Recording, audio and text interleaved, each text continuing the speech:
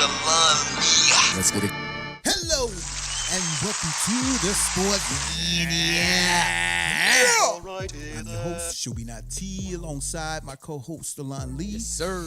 Today, NBA playoffs. Yes. First round, first games over this weekend. We're going to talk about it, get into it. TNT, ESPN. And I'm going to turn it over to Alon after you find out where I am. Where you at? I'm at Where you Facebook at Should Not T, Twitter, C Not T, Instagram, C Not T 3130, y'all. And you can find me at Facebook, Ali. Yeah. Instagram, Ali for life.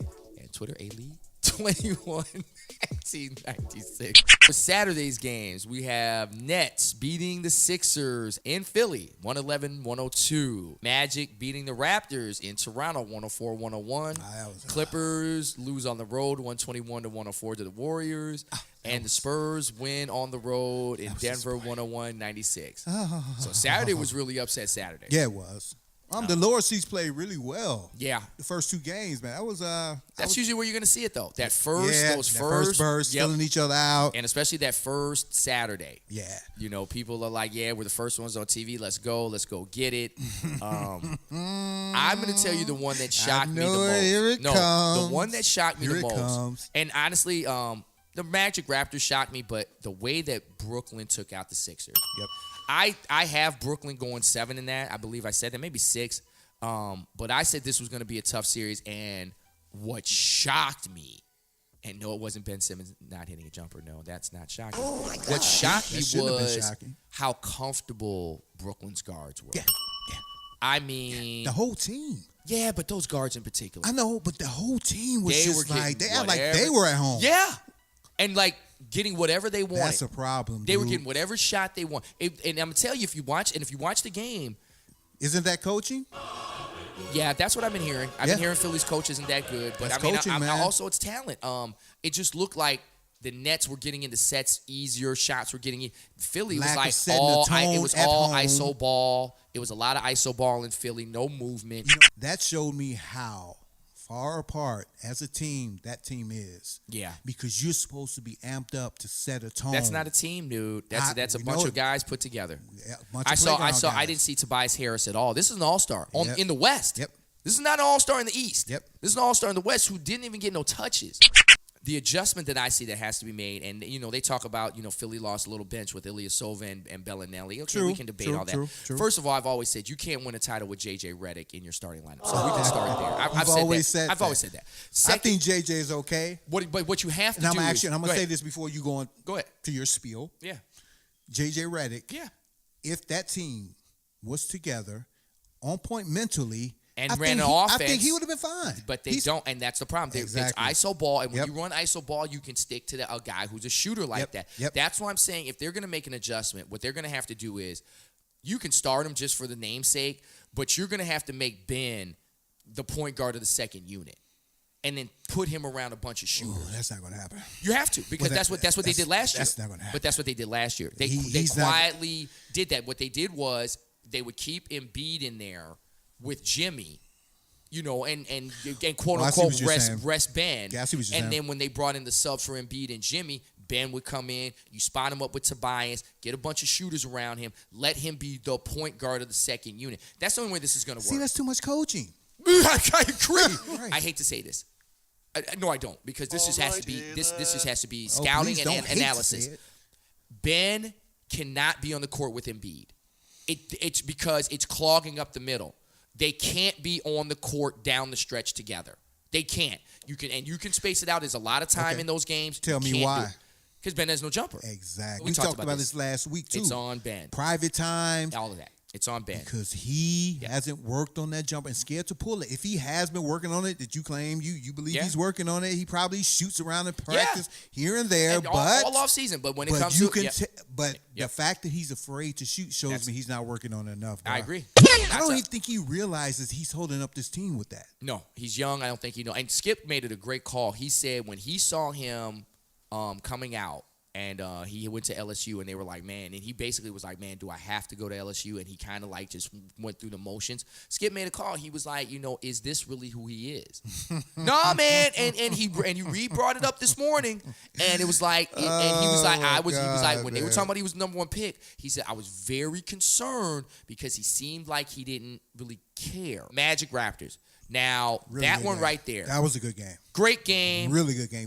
Defensively sound, good coaching. Yeah, but let's get by to Orlando. It. Mike Lowry. No, Kyle Lowry's his name. Well, Kyle Lowry. That's your guy. No, he's not. Him Don't and you Ibaka. lie. We talked about I called you immediately. I have no problem with Ibaka. And I will say this. I have no problem with Serge Ibaka. He's in the second unit. He's getting you 8 boards. If he starts, he's getting you double-digit rebounds. So I have no problem with Serge. It's Kyle Lowry. Hello, it's Kyle everyone. Lowry. Hey. It's Kyle Lowry. I told the line. Yes, he did. The beginning of the season. Yes, he did. When Toronto received Kawhi Leonard. Right. I knew they would be better as a team, but I said it's still gonna be an issue, man. And it's Kyle Lowry. And Serge Ibaka. So let's preface it. I also said that Van Fleet should be down the stretch. Let's preface this now because I've already said what should be happening. Kyle Lowry should not be on that floor in the fourth quarter.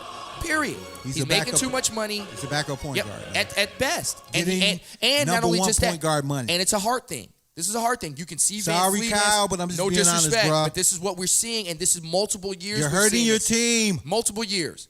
No points. DeRozan's counting his blessings. Yes, he is. Oh, trust me. At first, he was a little skeptical, and he was attached to Toronto, but now he's counting his blessings.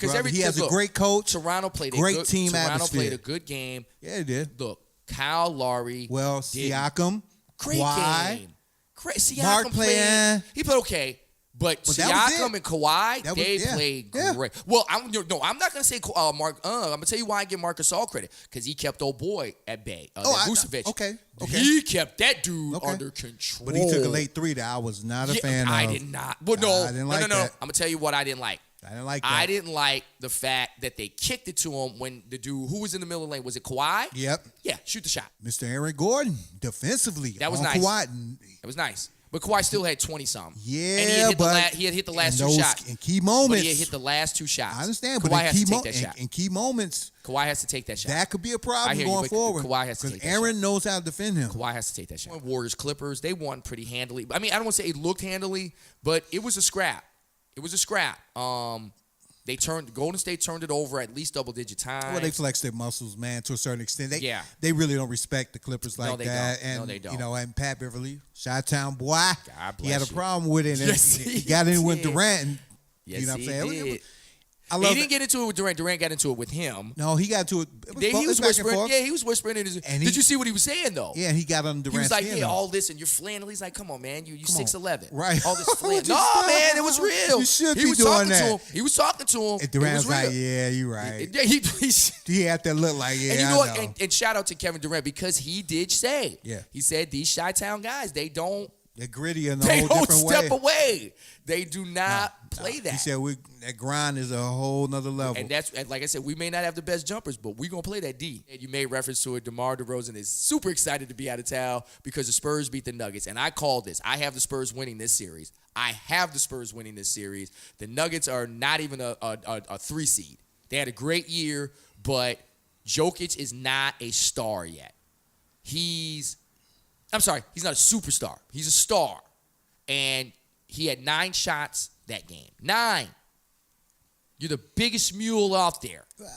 9 I wouldn't even shots. say he's a star. But no, he's supposed to be. He's an okay player. He's pretty good. He's solid. He's skilled for a big man. That's very for sure. skilled. But I don't. He's got a complete package. But not star, no. He's too slow to be a star.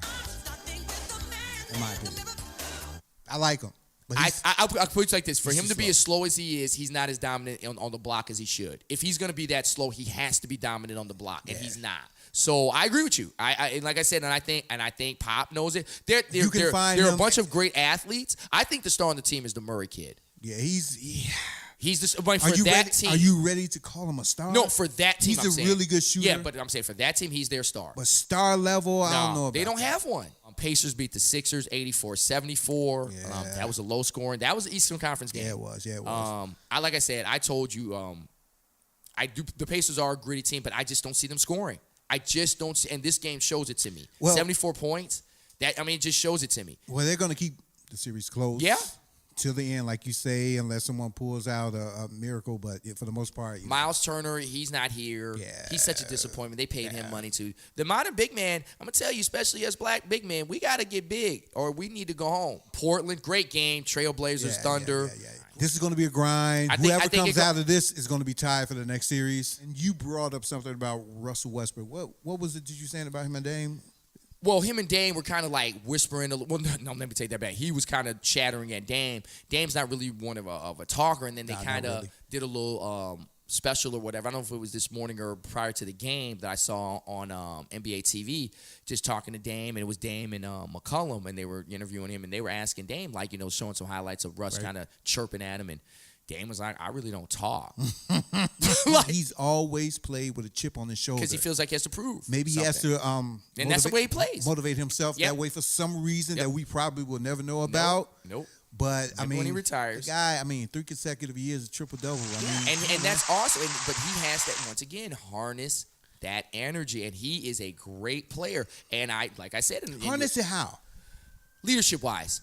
He just, like I tell my son, your body language is everything. And when you read his body language, it says everything, whether they're winning or losing. When he's winning, it's exuberance and everything. He's exuberant. When he's losing, it's pouty. And your body language, it has to be even keel all the time because your team reads that. You talked about Harden saying that, learning to let it go. Yeah. His body language is like that. You can see he has to learn, let it go, because we're banking on you. Right. And so we're reading off of your language. And if you're, oh God, your team is bipolar, reading that. body language and wise. your team is going to be like that. And as great as he is, and you said 3 straight years of a triple-double.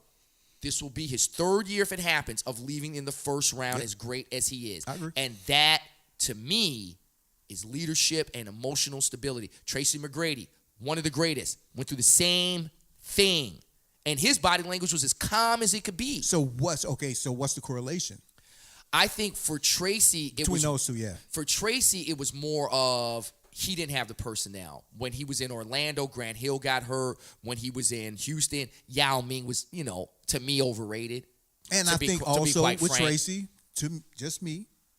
I think he had a problem trusting his teammates. Yeah, that's what I'm saying, because they weren't there. Yao Ming was okay. Yao Ming was going to all-star games and all that, don't get me wrong. But when playoff time came, wasn't there. So that's what I'm telling you. He did. Tracy averaged 40-something down there, damn. I understand. Man. He's only can do so much. And Russ, he has help. He's had help from day one.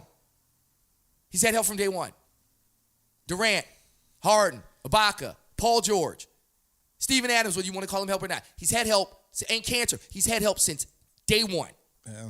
So that's the only thing I see is it's a leadership thing with him. I can't even say it's coaching. Billy Donovan, I think, is a decent coach. Not a great, but decent coach. Enough to get you out of the first round. You got the Bucks blowing the Pistons out. Oh, my God. They blew them out by 40. Oh, my God. That's going to be a quick series. Blake Griffin sat out. Yeah. That's very quick. Yeah. Really quick. And the Rockets, I still think this is going 6. The Rockets blew the Jazz out 122-90. Yeah, that was like a... That's just like we're the home team. Exactly. But last year they lost. Last year they lost the first game. Guarantee the next game would be closer. The team that really has a sneaky chance to get into the Western Conference Finals, the Spurs. Yeah, we'll see. Now, if he pulls this off... Oh, God. Well, let's be honest. Who's a better coach, him or Phil Jackson? Oh, Pop. Okay. Not even a second thought. I'm just saying. Look, I've already told you. Just saying. Look, first of all, Phil's not even in my top 3 or 5. Mm-hmm. Chuck Daly's a better coach He's than the Phil. best motivator Chuck of those guys. Daly is a better coach. He's the best motivator. Am I wrong? No, I'm just saying. Just Phil is the best motivator, probably, of all of them. Absolutely. Playing the mind games and getting them to think outside of the box and the bigger picture. Probably but the as far best, as X's and O's. The best defensive I say coaches. Chuck and Larry Brown. Your best defensive coaches are probably Larry Brown and Pat Riley. Your best defensive coaches. Larry Brown's a beast. Yeah, he was. Larry Brown, he's still alive, but he's a beast. Yeah. Larry Brown's a beast. I'll take Larry Brown over Phil every day. Yeah. Every day. He's going to teach me something. Stop. That will conclude our show for this week. I'd like to thank you all for listening. Once again, you can find me, Showbe.T, on Facebook at Showbe.T, Twitter at C.T, Instagram, C.T3130. And you can find me on Facebook, Ali, Instagram, Ali for Life. Where? Twitter, Ali21. What is it? 1996? 1996. Yeah. Oh, my God. We will see you all next week. Peace.